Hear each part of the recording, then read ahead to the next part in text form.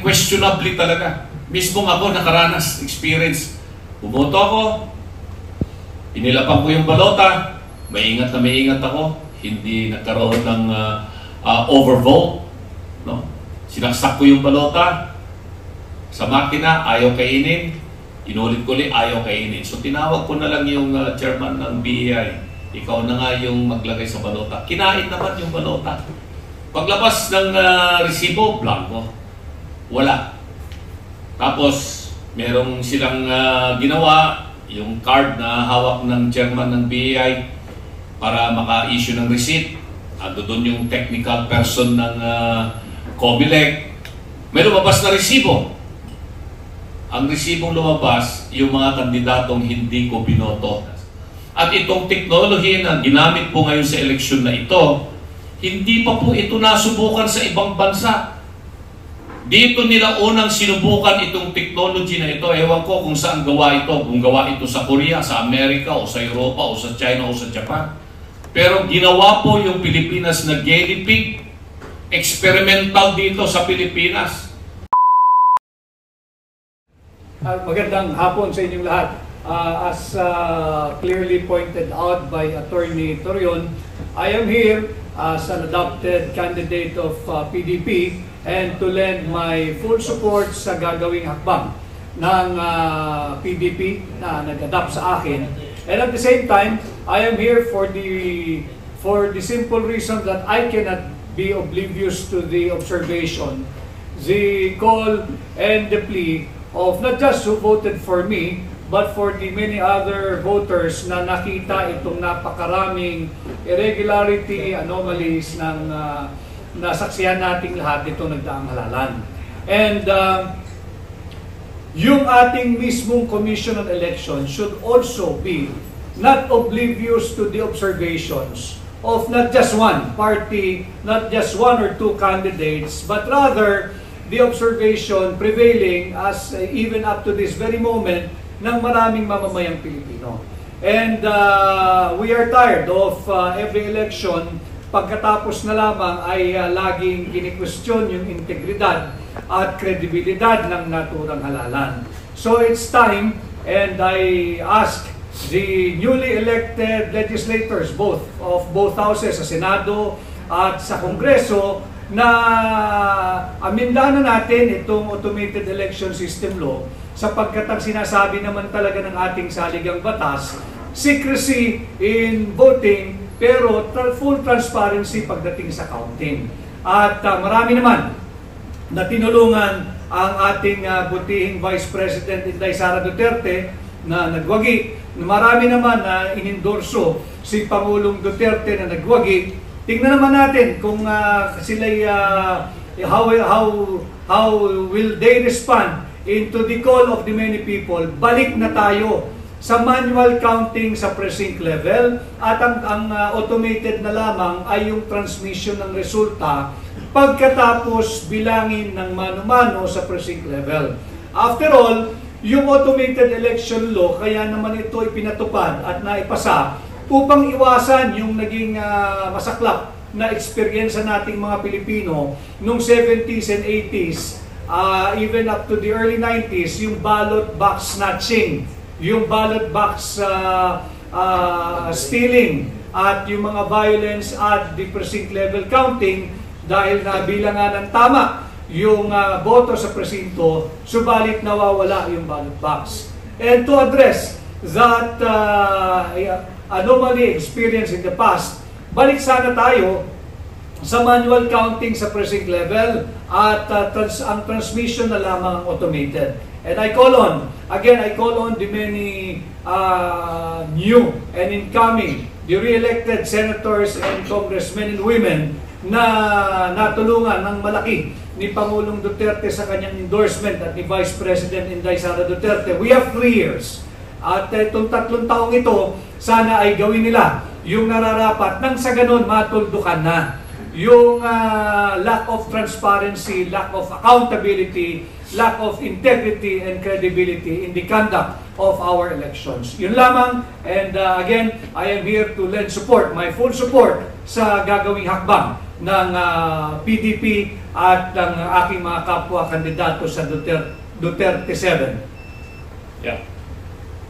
Well, tulad ng nabanggit ni Attorney Jimmy, Attorney Vic at saka ni Attorney Bobet, no? Itong umiiral na sistema ng pagboto, pagbilang at saka pag-canvass hanggang sa madalas sa National Board of Canvassers sa COMELEC, napaka-depektibo talaga. Nakita ko mismo, naranasan ko mismo sa eleksyon na ito. Yung itong teknolohiya, itong makina na kinuha ng Commission on Election ay questionably talaga. Mismo ako nakaranas, experience. Bumoto ako, inilapang ko yung balota, maingat ako, hindi nagkaroon ng overvote. No? Sinaksak ko yung balota sa makina, ayaw kainin. Inulit ko ulit, ayaw kainin. So tinawag ko na lang yung chairman ng BEI. Ikaw na nga yung maglagay sa balota. Kinain naman yung balota. Paglabas ng resibo, blanco. Wala. Tapos, merong silang ginawa, yung card na hawak ng chairman ng BEI para maka-issue ng receipt. Doon yung technical person ng COMELEC. May lumabas na resibo. Ang resibong lumabas, yung mga kandidatong hindi ko binoto dahil sila ay kandidato sa kabilang partido, kabilang grupo. Sa senador, wala kahit isa sa amin ang lumabas, pati pangalan ko wala. Doon sa mayor na kandidato yung asawa ko, hindi rin lumabas yung pangalan, iba yung kalaban ang lumabas. Yung mga kandidatong konsihal doon sa amin na hindi ko naman binoto, sila rin ang lumabas. So inulit na naman. May lumabas na namang resibo. Iba na naman ang lumabas na resibo. So, kung ako mismo ay naging biktima nito, ako mismo, nakita nyo naman sa aking inilabas sa Facebook at TikTok account. No? So, pinirmahan ko na lamang yung mga 3 resibo na yon at iniwanan ko sa BOI. Ito, maliwanag na yung sistema ng inadapt ng komisyon, teknolohiya na ginamit po dito, hindi nagbibigay ng tama na aktwal na lalabas yung boto ng ating mga kababayan. Lagi nating sinasabi, democracy is sacred only if the votes of the people will be properly counted, canvassed, and the result will be those who deserve to be elected will come out. Hindi po ganun ang nangyari dito. At hindi namin sinasabi na lumabas kami ngayon because we believe that we won the election or what. Lumabas po kami ngayon para hindi namin pwedeng i-frustrate yung daan-daang libo o milyon na mga botante na tingin po nila ay talagang maanumalya itong halalan na ito, depektibo itong mga makinang ginamit at hindi lumabas yung tamang kagustuhan ng ating mamamayan. No? But we are not here to ask for deferment of the proclamation or to stage an election protest or what. No.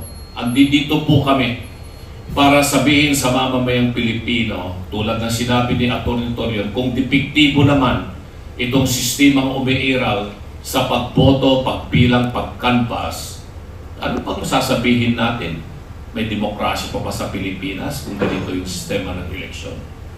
So tulad ng sinabi ni Atty. Vic, panahon na ripasuhin natin itong mga umiiral na mga batas, patakaran pagdating po sa halalan. Kung gusto pa po natin manatili ang tunay na demokrasya na sistemang umiiral sa ating bansa. Iyon ang dahilan kung bakit po kami lumabas po ngayon. Para ipahayag yung aming damdamin at damdamin ng mga milyon-milyong Pilipino na nakita nila kung ano yung sistematikong pattern na lumalabas na resulta ng eleksyon. Sabi nga nila, too centralized the system, kaya too centralized din yung defects. Alam po ninyo sa Amerika, na lagi po nating binabanggit na siya yung ating sinusundan pagdating po ng usaping demokrasya at saka free, orderly, and honest election. Bawat estado sa Amerika may kanya-kanyang sistema ng pagboto, pagbilang at pagkantas. Actually, kahit na within the state itself, let's say for example sa state of Florida, in every county, on every city, magkakaiba pa rin yung sistema ng kanilang pagboto. To make sure na hindi magiging centralized yung dayaan or centralized yung pagdepektibo yung sistema. Centralized na depekto ang mangyayari. Yun ang sistema natin sa Pilipinas. At itong technology na ginamit po ngayon sa eleksyon na ito, hindi pa po ito nasubukan sa ibang bansa. Dito nila unang sinubukan itong technology na ito. Ewan ko kung saan gawa ito. Kung gawa ito sa Korea, sa Amerika, o sa Europa, o sa China, o sa Japan. Pero ginawa po yung Pilipinas na guinea pig. Experimental dito sa Pilipinas. Kumita lamang po yung may-ari ng kumpanya dito. At ginamit po nila itong sistema dito sa Pilipinas. Nang sa ganon ay may maipakita sila eventually na meron silang eksperyensya sa naganap na halalan sa isang panig ng mundo na babanggitin natin Pilipinas. Yun lamang po ang talagang nakakasama ng loob na itong ating mga kababayan na umaasa na mabibilang yung kanilang boto ng tama, hindi po yun ang nangyari dito sa halalan na ito. Hindi po namin sinasabi na si Atty. Vic, Atty. Bundok, Pastor Kibuloy o Atty. Lambino nanalo po kami sa halalan. Hindi po.